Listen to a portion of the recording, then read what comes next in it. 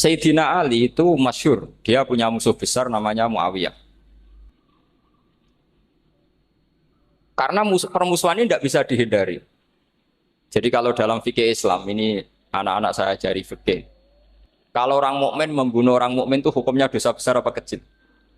Besar. Itu di bab kisos. Tapi orang fikih itu unik. Di fikih itu ada kitab sial namanya. Di takrib ada kitab sial. Dan di situ ada penjelasan mangkutila dunamali fahuwa syahid. Orang yang dibunuh karena membela hartanya atau keluarganya, itu dia mati syahid. Kalau dia posisi membunuh, maka malingnya atau penjahatnya muhaddarun damu. Gak punya hak nuntut kisos karena dia anggap gak ada artinya darah. Nah sekarang begini, suatu saat ada garong ke rumah Anda, ingin membunuh Anda karena ingin mengambil harta Anda. Anda ingin ingat status mukminnya atau status garongnya. Terus kamu mau dibunuh diam aja. Saya tidak mau membunuh orang mukmin atau membunuh orang muslim. Nah, kesulitan yang dialami Sayyidina Ali seperti itu. Orang-orang Khawarij cara berpikir Ali ku geblek. Wong mukmin kok pengen mateni wong mukmin. Muawiyah ya geblek pisan. Wong mukmin kok pengen mateni orang. Padahal suasana sudah kacau. Ketika seorang penjahat mau membunuh yang punya rumah dan yang punya rumah ingin membunuh penjahat, itu namanya mukmin bentrok sama orang mukmin. Apa orang benar sahibul hak ingin mempertahankan haknya? Tidak sampai saya tanya. Itu sahibul hak, yaitu yang punya rumah ingin mempertahankan haknya. Meskipun dalam duel ini kadang terjadi pembunuhan. Nah di sini ini ya ulama ahli sunnah menyebut masalah istihadiyah. Kelompoknya Sayyidina Ali mempertahankan nyawanya meskipun dengan cara membunuh pasukan Muawiyah. Pasukan Muawiyah juga mempertahankan nyawanya meskipun harus membunuh pasukan Ali. Zaman itu susahnya istihad seperti itu. Tapi orang Khawarij cara berpikir enggak, ini biang keladi masalah itu Ali sama Muawiyah. Mereka malah rapat, ya sudah dua-duanya bunuh saja. Ya masyhur tuh, akhirnya Sayyidina Ali dibunuh oleh orang Khawarij. Makanya ini penting ya, pentingnya ngaji seperti ini. Jadi kamu harus dilatih berpikir nubuah. Ya, dilatih berpikir apa? Nubuah disebut al ulama warasatul. Meskipun dengan cara yang ekstrim, tapi pikirannya saja, jangan perilakunya. Saya punya contoh sekian kasus, sekian tragedi. Misalnya begini, saya itu dulu punya teman, dia soleh, bisa baca Fathul Mu'in. Dia itu janggal, bilang sama saya, Gus, tidak biasanya Rasulullah itu agak-agak nyindir orang fakir. Ini kok ada hadis kadal fakru ayakuna kufur.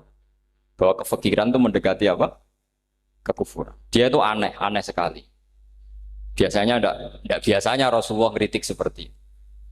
Walhasil ini singkat cerita, anak ini ngalami satu trauma. Dia itu miskin. Gara-gara miskin gitu jadi buruhnya orang non muslim. Dan sering disuruh nganter majikannya itu ke tempat-tempat lokalisasi. Dia mulai mikir, ini gara-gara fakir saya harus nganter orang ke lokalisasi. Mulai ingat dia, Sodako Rasulullah ini gara-gara fakir saya jadi pengantar orang ke lokalisasi. Suatu saat majikannya itu benar-benar bangkrut. Malah tidak disuruh nganter. Pokoknya carikan yang cantik bawa sini. Pusing. Nah, dia akhirnya walhasil lari terus keluar. Terus dia cerita betapa ekstrimnya fakir sehingga gara-gara fakir saya harus jadi penolong orang yang mau apa mak. Anda boleh berpikir ekstrim, tapi ekstrim dalam melawan kemungkaran itu tadi. Saya nggak boleh jadi fakir, tapi takutnya fakir yang nanti jadi alat kemak. Imam Ghazali juga punya contoh seperti itu. Imam Ghazali pernah marah besar ketika tren di Baghdad itu orang belajar fakih semua. Hatta layakuna thamma tabibun illa min ahli dhimmah, kata beliau. Sampai di Baghdad itu tidak ada dokter kecuali orang kafir dhimmah. Akhirnya kalau ada ulama sakit, saya masih ingat pas kecil, kalau ada ulama sakit itu tidak boleh dibawa ke rumah sakit. Takutnya ketemu dokter muslim, non muslim malah disuntik langsung apa? Mati. Akhirnya ulama saat itu berfatwa, orang Islam harus ada yang jadi dokter. Banyaklah gus-gus yang sekolah ke dokter. Yang masyhur ya seperti Sahal itu, Sahal bin Abdul Fattah. Itu dulu putranya Ki Fatah yang menolong Pak Mahfud saat sembunyi. Saking idolakannya Basal, anaknya dinamakan Sahal, tapi dia jadi dokter spesialis bedah. Begitu seterusnya urusan negara. Dulu itu orang jabat itu tidak boleh, karena jabat itu dekat dengan syubhat, dekat dengan haram. Tapi gara-gara pejabatnya non-muslim, kalau bikin aturan ya ala non-muslim. Ulama akhirnya sadar, andikan kita yang jabat pasti tidak seperti itu.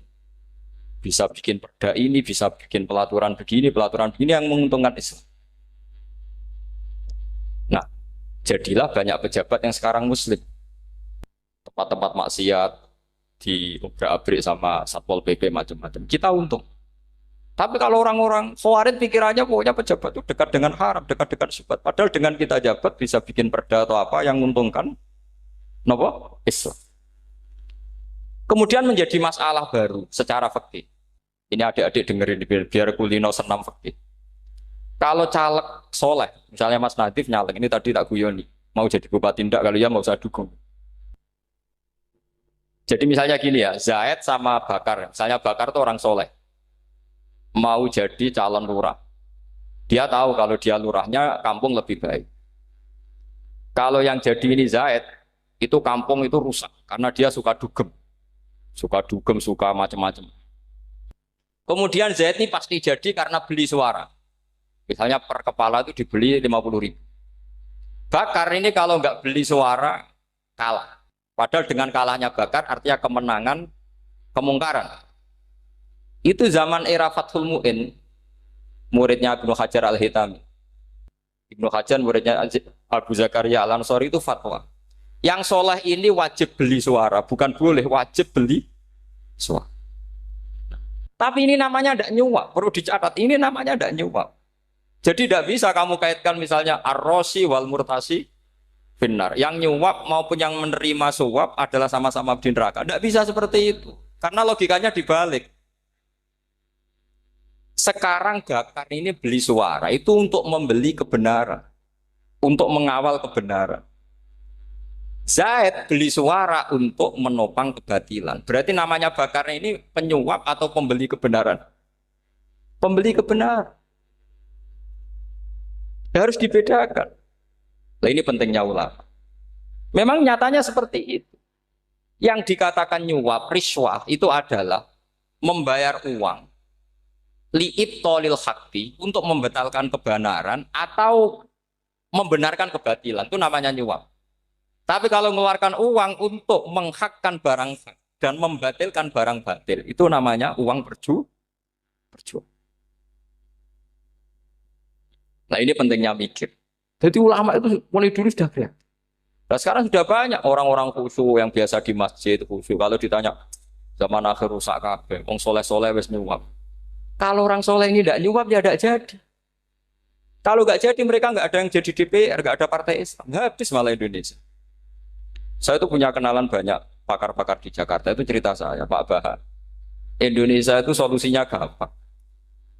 Kita ini punya Bali, punya Batam. Itu kalau Bali dimakaukan, Batam dikayakan Hollywood. Amerika kaya itu bukan karena hebat. Pornografi dijual. Tinju di Nevada itu dijual, di Las Vegas dijual. Apa saja dijual. Kalau tidak kaya itu gimana? Sementara Indonesia mau aur-auran gitu sukan partai Islam.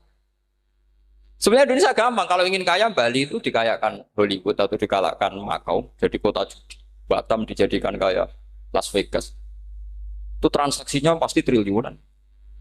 Orang kamane wong muda dijual, judi dijual, orang tinju dijual. Tapi gara-gara ada partai Islam, nyari rumus solusi ekonomi itu yang tidak seperti itu. Akhirnya kangelan. Akhirnya rapat isu.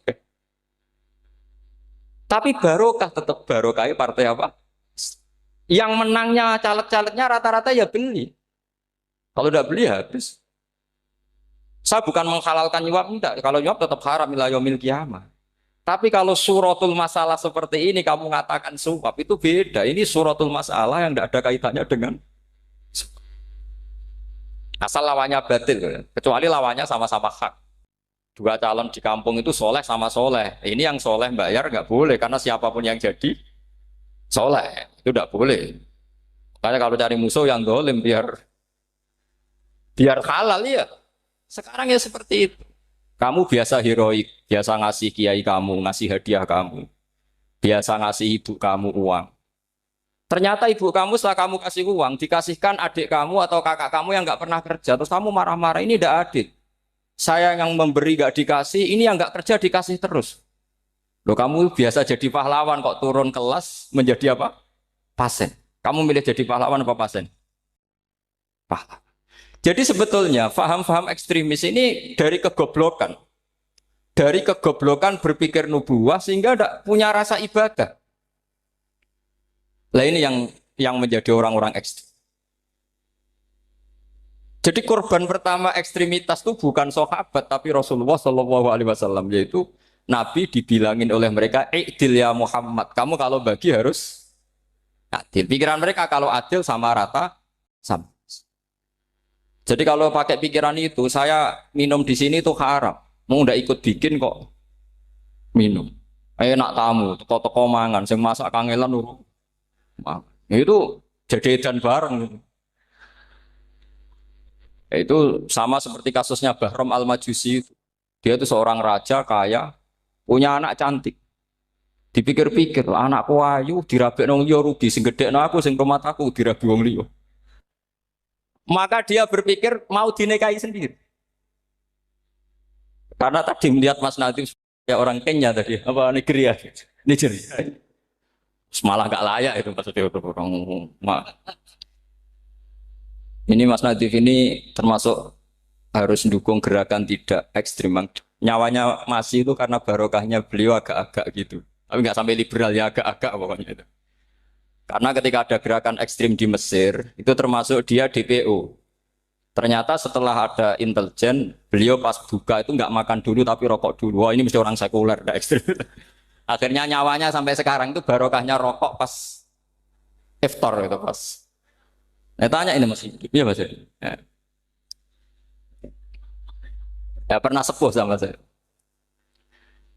Jadi pikiran-pikirannya Bahram itu seperti itu. Walhasil akhirnya Bahram itu menikahi anaknya sendiri. Masyhur itu dalam cerita. Jadi ceritanya itu ada seorang wali tidur di Masjid Haram sama Rasulullah, ditemuin gitu. Terus kata Rasulullah, salam saya untuk Bahram Al-Majusi. Ternyata dicari-cari nggak ada Bahram lain kecuali Bahram yang berdua, bahkan anaknya sendiri mau dinikahi. Ya cara berpikir karena seperti itu. Kalau kita berbuat banyak harus dapat. Itu bahaya. Bahaya sekali karena kalau dalam teori beragama itu al-yadul ulya khairum minal yadis sufla. Kalau biasa ngasih ya ngasih saja, itu heroik. Itu bagus. Jangan biasa ngasih sekarang bermental apa? Makanya saya itu kalau ngajar di pondok yang dulu pernah saya belajar di situ atau yang pernah sepuh itu, dikasih itu bingung. Karena saya ya masih waras itu. Jadi kalau dikasih itu bingung. Tapi banyak juga guru-guru yang dulu ngaji lama setelah ngajar di pondok alma maternya nuntut. Itu saya tidak tahu itu. Itu sudah ada agak-agak kayak itu tadi. Walhasil si Barom tadi itu, ini cerita harus saya teruskan karena nggak boleh diputus. Dapat salam dari Rasulullah. Ternyata di balik nakalnya dia itu pas mau bulan pertama, malam pertama itu ada seorang janda sepuh ke situ. Ganggu dia tentu ya. Ketika dikejar pulang lagi sampai 3 kali. Dia tanya, kenapa bu kamu begitu? Katanya saya ini anak-anak saya kelaparan. Kalau saya pulang anak-anak saya nangis minta makan. Saya ingin minta Anda. Tapi setelah saya ingat Anda ini majusi, saya mukmin, saya mukminah, saya pulang. Ya sudah bu, kamu di rumah saja. Nanti saya kirimi makan. Dikirimi sendiri, padahal dia seorang raja orang kaya. Barokahnya itu dia dikasih tobat sama Allah. Dan paginya ketemu tamu yang mengirimkan salam dari Rasulullah SAW. Akhirnya Bahram ini menjadi muslim. Tapi intinya berpikir seperti tadi itu salah, bahwa kalau saya jasa banyak harus mendapat apa? Ini cara berpikir orang-orang Khawarij. Iya, saya pernah ditanya seorang dosen. Gus, saya ini kalau baca sejarah perang Badar atau perang Uhud, yang saya tidak nerima itu satu. Kenapa setiap ghanimah harta orang kafir dan istrinya orang kafir kok disita orang Islam, dan yang perempuan jadi amat, kemudian juga digauli orang Islam, yang hartanya orang kafir juga jadi asetnya orang Islam, kok kayak garong. Dia tanya seperti itu sama saya. Terus saya jawab, kalau sampean ada garong dan kemudian bawa senpi senjata api, kemudian garong Anda, penjahat Anda lumpuhkan, ya senpi itu harus Anda kembalikan. Monggo penjahat ini kagungan jenengan beto wangsul. Karena ada milik Anda, harus dikembalikan. Wah, tidak bisa Pak, kalau saya kembalikan pasti dipakai jahat lagi, dipakai kriminal lagi. Ya sama, kalau asetnya orang kafir dikembalikan ke orang kafir akan menjadi aset kekafiran lagi untuk menghancurkan kita. Nah, perempuan juga sama. Perempuan itu alat produksi. Jika perempuan tadi dikembalikan ke orang kafir, maka kamu menolong populasi orang. Ya seperti itu. Paham? Makanya disita dalam perang loh ya, tapi dalam perang yang legal. Nah itulah kenapa amat halal. Makanya di Quran itu illa ala azwajihim aw ma malakat ayman. Paling enggak itu masih ada ulama atau pemikir atau ustadz siapa saja yang bisa memahami logika apa?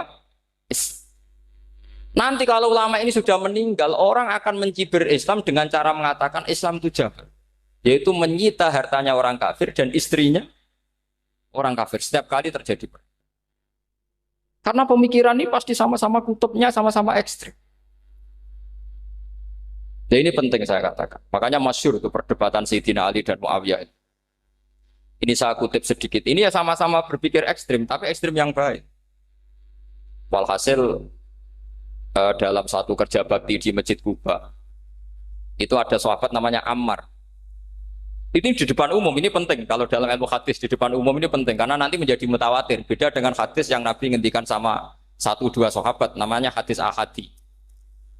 Di depan umum Nabi guyon gini sama Ammar, ya Ammar waihak taktuluka alfiatul baghiyah. Ammar, kamu ini nasib kamu itu agak sial.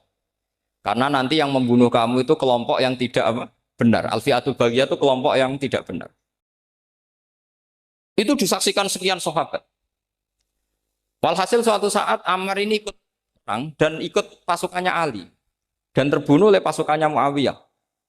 Seneng Ali. Walhasil Ammar ditemui sama Ali. Ya Muawiyah, al-ana dhuhara bi anna fi'ati haqqun wa fi'ataka baghiyah. Sekarang kelihatan siapa yang benar. Saya yang benar, kamu yang salah. Kenapa? Karena Ammar kelompokku dan terbunuh oleh kelompok kamu. Padahal kata Rasulullah yang membunuh Ammar adalah kelompok yang salah. Muawiyah pintar sekali, dia jawabnya gini.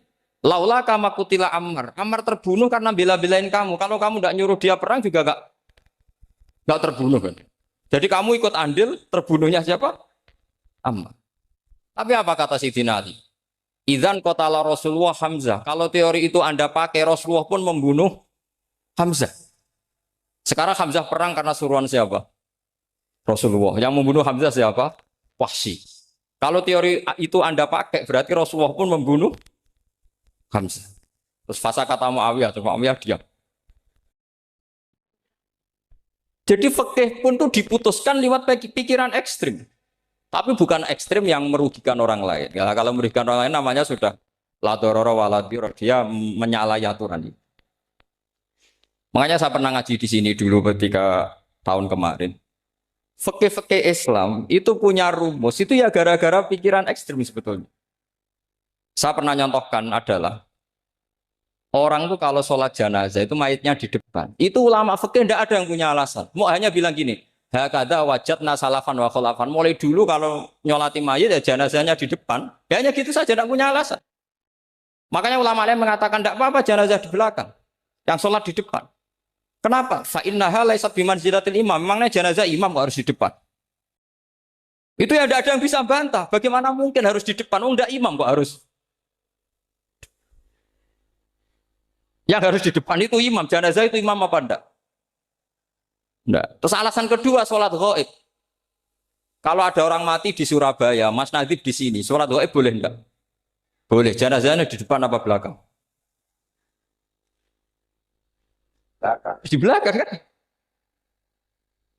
Berarti harus enggak jenazah di depan. Ya dia mau ngakeh yang jelas kalau itu. Lah ini contoh-contoh kecil. Nah orang Khawarij itu orang yang paling tidak mau menerima otak-atik seperti itu. Akhirnya jadi goblok bareng tadi. Ya makanya Rasulullah pun jadi korbannya Khawarij. Muhammad kamu harus adil. Karena pikiran mereka adil itu yang memberi banyak ya dapat banyak. Kalau pikiran nubuah tidak seperti itu. Kalau yang biasa memberi, biasa heroik, biasa baik ya biar tetap biasa memberi. Jangan dilatih jadi apa? Fasih. Ini mungkin adik-adik juga agak keberatan, tapi harus dilatih.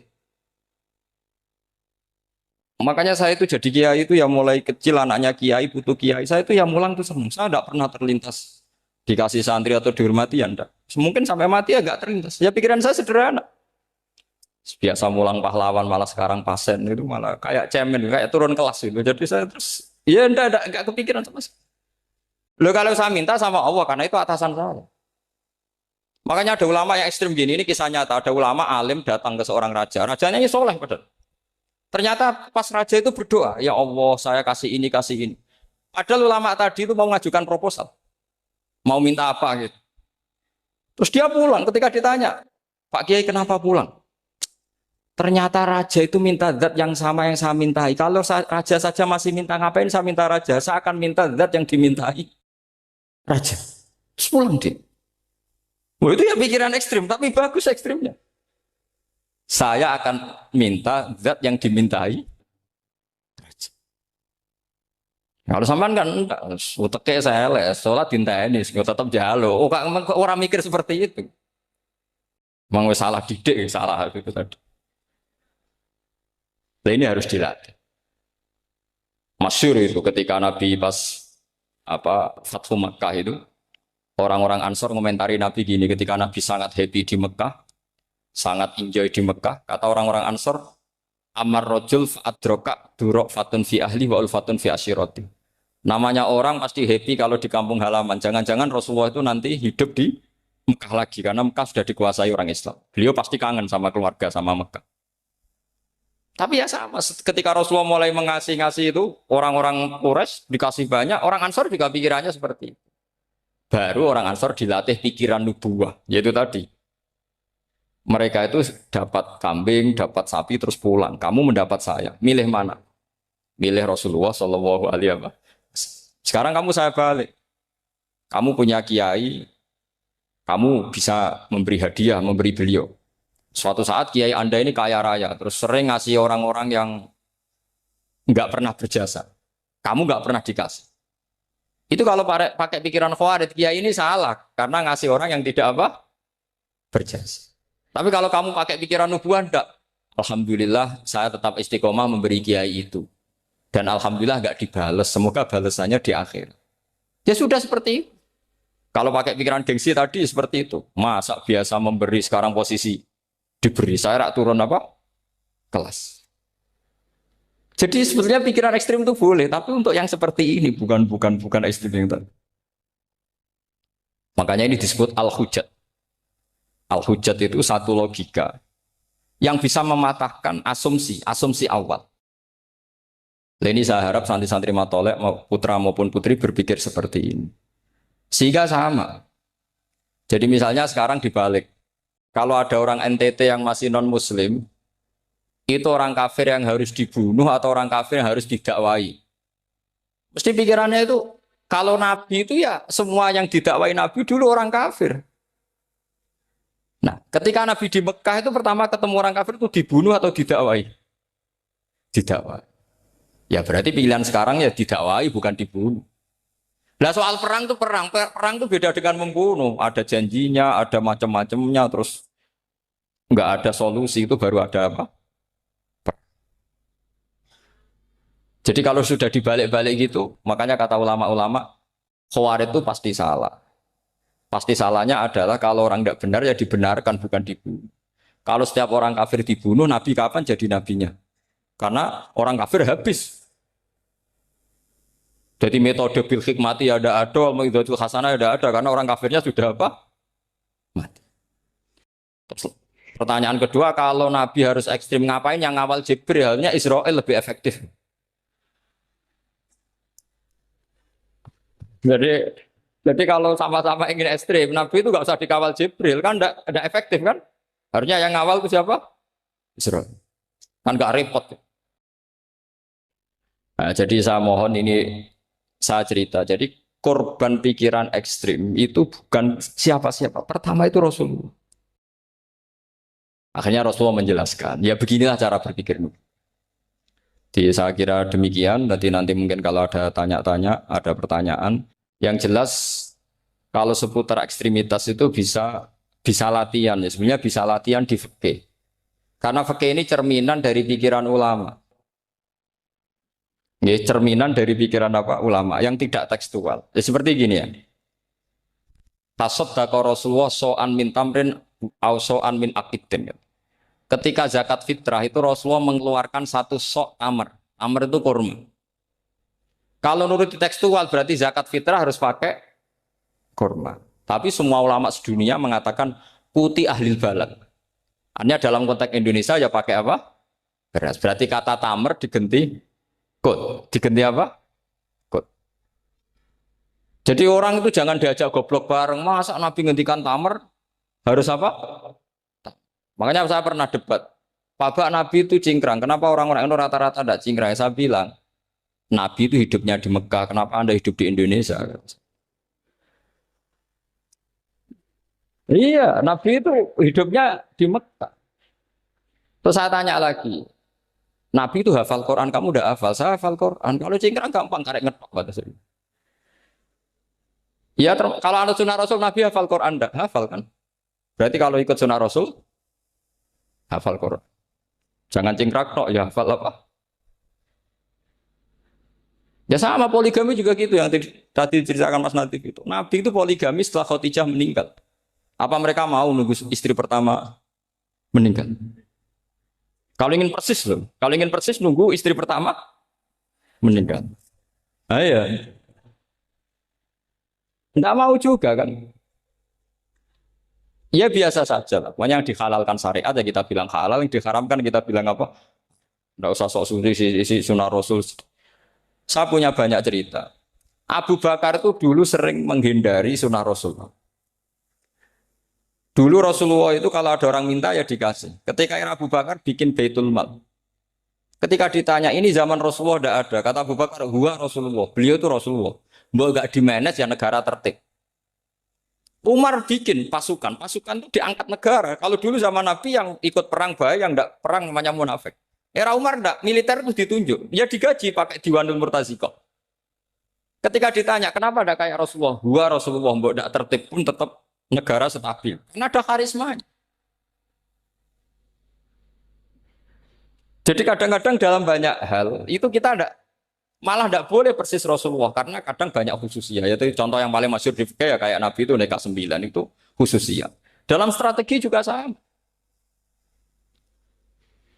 Dalam strategi memanage negara juga sama. Banyak sahabat yang punya ide yang zaman Nabi itu tidak ada. Ketika ditanya, kenapa tidak persis Nabi? Katanya, huwa Rasulullah. Ya Rasulullah itu meskipun seperti itu, meskipun tidak tertib secara rasional, tetap dikawal wahyu. Makanya negara baik-baik saja. Kalau saya ini hanya Abu Bakar, kalau enggak ya repot. Umar ya sama, bikin Diwanul Murtazikoh. Utsman juga sama, di manage negara. Sayyidina Ali juga di manage. Kalau Nabi enggak. Tapi tidak apa-apa karena ada karisma. Sama tak cerita nih, masalah zakat yang masyhur. Orang paling bakhil sekalipun, paling kikir sekalipun, itu zaman Rasulullah bayar zakat. Karena pikirannya setelah zakat dikasihkan, Rasulullah mendoakan. Khudh min amwalihim shadaqatan tutahhiruhum wa tuzakkihim biha wa sholli alaihim. Inna sholataka sakanul lahum. Era Abu Bakar enggak. Sorry ya Abu Bakrin, dulu kita zakat sama Rasulullah karena didoakan beliau. Kamu hanya Abu Bakar, saya tidak mau zakat. Ya sama lah seperti orang dipimpin ulama-ulama karismatik. Orang dipimpin Badullah itu tidak usah metai, santri sudah nurut. Dipimpin Manazif, gak bikin pelaturan, habis pondok. Kalau tidak ngancam, gak gini, ditakzir, gak gini, habis. Zaman Badullah dehem tok santri wedi. Mas Nazif dehem. Nah, Makanya Rasulullah itu tidak banyak bikin pelaturan. Rasulullah itu kalau mau perang itu hanya bilang sahabat, saya besok ditantang Abu Sufyan di sini. Saya mau perang. Oh itu sahabat ikut semua. Orang melihat wajahnya, melihat karismanya sudah tertarik ingin menyelamatkan beliau. Kita tidak akan ridho Rasulullah keluar sendiri. Kalau Abu Bakar ya enggak. Pertama Abu Bakar pidato sudah sopan. Saya memimpin kamu. Ini ketulitu walas tubuh khairikum. Saya ini memimpin kamu, tapi bukan berarti saya yang terbaik. Jika saya benar maka dukunglah. Kalau salah ingatkan. Itu pertama orang-orang bilang apa? Fawwala uqiman nakabisef. Nanti kalau Anda salah tak ingatkan pakai pedang. Ya karena hanya Abu Bakar bukan Rasul. Jika diaturlah ini ada militer, ada pengawal, ada Baitul Mal. Era Umar lebih modern lagi ada Diwanul Murtazikoh, ada macam-macam. Ya Rasulullah nggak ada. Nah sekarang orang sidik-sidik muni sunnah Rasul. Padahal ada sunnah Rasul yang khasnya Rasulullah sebagai nubuah. Ya, khasnya Rasulullah sebagai apa?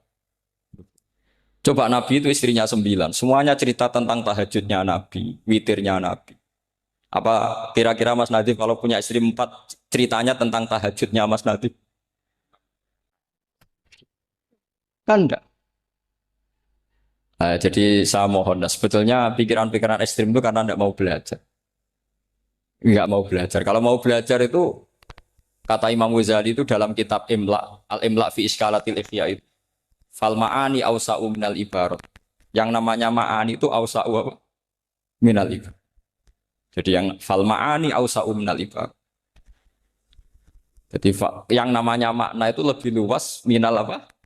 Ibarat. Nah, ini contoh yang paling nyata ya Sayyidina Ali. Ketika Sayyidina Ali perang sama Muawiyah, itu Sayyidina Ali bilang, sebaiknya Muawiyah kirim delegasi, mediator. Saya juga kirim mediator. Terus orang-orang Khawarij karena tadi tekstual. Mahada ya Ali. Ini apa ya Ali? Lam yujad fi kitabillah. Aturan mediator itu tidak ada di Quran. Bahwa kalau kita perang harus ada mediator itu tidak ada. Terus Sayyidina Ali baca ayat wa in khiftum shiqaqa bainihima fab'atsu hakaman min ahli wa hakaman min ahliya. Jika lelaki dan perempuan, suami istri terjadi shiqaq, terjadi konflik, maka suami kirim satu mediator, yang pihak perempuan juga kirim mediator. Terus Sayyidina Ali ngendikan wa amru Muhammad a'dhamu min amri rajulin wa imra'atin. Urusan umat Muhammad lebih serius ketimbang urusan hanya sekedar suami dan istri. Maka kita butuh hakam, butuh mediator. Baru 4.000 orang Khawarij tobat ngikuti pikirannya Sayyidina Ali yang tidak tekstual. Sama seperti zaman Rasulullah. Ketika Rasulullah mau perang Badar, saya ini mau perang Badar kata Rasulullah. Musuh saya itu 1.000 lebih. Kalian hanya 313. Apa kita teruskan? Itu sahabat langsung bilang gini, saya itu hafal teksnya. Idzan lanaqulu laka kama qalat banu Israil fathab anta wa rabbuka faqatila inna hahuna qa'idun walakin idhab anta faqatila inna ma'akum muqatilun. Ini kelihatan sekali bahwa para sahabat sudah ada tekstual. Mudah-mudahan apa yang telah disampaikan tadi bisa menambah keimanan kita dan ketakwaan kita kepada Allah Subhanahu wa taala. Assalamualaikum warahmatullahi wabarakatuh.